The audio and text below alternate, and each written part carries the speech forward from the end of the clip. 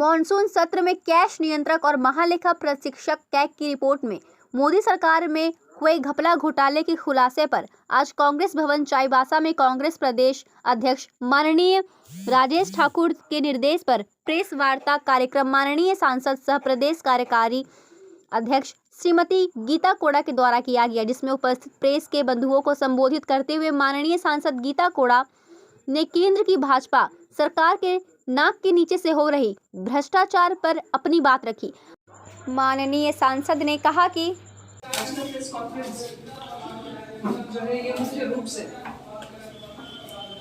CAG की report पिछले दिनों आई है भारत सरकार के कार्यों को लेकर के, आज उसी को लेकर के हम लोग ये प्रेस कॉन्फ्रेंस कर रहे हैं, क्योंकि पूरे देश में जो हालात है आप लोग देख रहे हैं, जहाँ जहाँ चुनाव है, जहाँ भारतीय जनता पार्टी को, केंद्र सरकार को लगता है कि हम लोग वहाँ चुनाव नहीं जीत सकते हैं, उन प्रदेशों में लगातार सरकार को भ्रष्टाचारी कहकर, घोटाला कहकर वहाँ सरकार गिराने का साजिश रचा जा रहा है।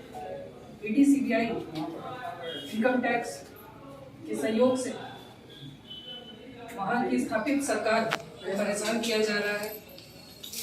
अब इनके क्रियाकलापों से लगता है कि आने वाले दिनों में ईडी सीबीआई ही इनके कार्यकर्ता के रूप में कार्य करेगी। इसलिए आज ये प्रेस कॉन्फ्रेंस करना जरूरी हो गया है।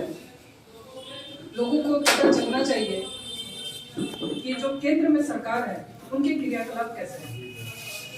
वो राज्य में क्रियाकलाप दिखा रही है, लेकिन उनके अपने जो कार्य हैं वो कैसे हैं ये भी जानने की जरूरत है। हम लोग पार्लियामेंट में बात रखते हैं तो हम लोगों का माइक बंद कर दिया जाता है। जब भी सरकार के खिलाफ में हम लोग बोलते हैं या सवाल पूछते हैं तो हमारे सवालों को सुनने से पहले ही माइकों को बंद कर दिया जाता है। तो इसलिए हम लोगों ने आपको माध्यम बनाया है, जो चौथा स्तंभ जिसे हम कहते हैं, हमने उसको माध्यम बनाया है। मैं उम्मीद करती हूँ कि आप लोग इन विषयों को गंभीरता से रखेंगे। आज सीएजी की रिपोर्ट जो सरकार की एजेंसी है, जो सरकार जो आंकड़े बताती है कि बहुत सारे घोटाले हुए हैं।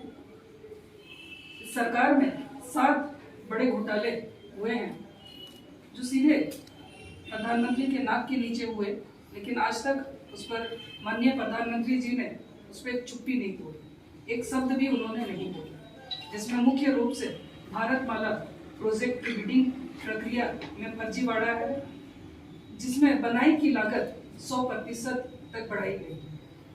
दूसरा है द्वारका एक्सप्रेस वे, जिसमें भारी धांधली हुई है। सड़क बनाने की कीमत प्रति किलोमीटर 18 करोड़ रुपए है, लेकिन इसे बढ़ा करके 250 करोड़ रुपए कर दिया। आयुष्मान भारत, जिसमें कई गरीब अपना इलाज कराते थे, उसमें भी बहुत बड़ा फर्जीवाड़ा सामने आया है, जिसमें मृत लोगों को दिखा करके भुगतान लिया गया है और एक ही व्यक्ति के फोन नंबर पर करीब 7.5 लाख लाभार्थियों को जोड़ा गया है।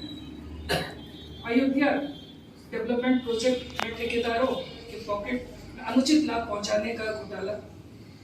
टोल नियमों में, जिसमें मैं आपको बता दूं कि सिर्फ पूरे भारतवर्ष में सिर्फ 5 टोल का ही ये आंकड़ा है। अगर इसको हम लोग गहराई से जाके देखें तो इसमें भी अरबों खरबों का घोटाला। इन 5 टोलों में एनएचआई ने गलत तरीके से यात्रियों से 132 करोड़ रुपए वसूले। छठा है हाल का विमान इंजन की डिजाइन प्रोटेक्शन में खामियों का गंभीर आरोप, जिससे सरकार को 159 करोड़ रुपए का नुकसान है। और सबसे अंतिम में जो सबसे महत्वपूर्ण है, खासकर हमारे झारखंड जैसे प्रदेश, गरीब प्रदेश के लिए, जहाँ जो वृद्ध हैं, विकलांग है या विधवा है, जो सरकार उनको पेंशन देती है, उससे अपना जीवन यापन करते हैं, सरकार ने इस पैसे को भी नहीं छोड़ा। जो ग्रामीण विकास मंत्रालय में वृद्धा, विकलांग, विधवा पेंशन योजनाओं के पैसे को अपने प्रचार प्रसार में लगाया। तो ये बहुत ही गंभीर सवाल है जिसको प्रधानमंत्री को जवाब देना चाहिए। उनके मन में कांग्रेस पार्टी की ओर से हम लोग मांग करते हैं कि प्रधानमंत्री जी अब तो चुप्पी तोड़िए, अब तो इन सवालों का जवाब दीजिए जनता जवाब मांग रही है, क्योंकि ये रिपोर्ट सीएजी की रिपोर्ट है और इस पर जवाब देना ही चाहिए सरकार। मैं बाकी आप लोगों को डिटेल में दे दूंगी।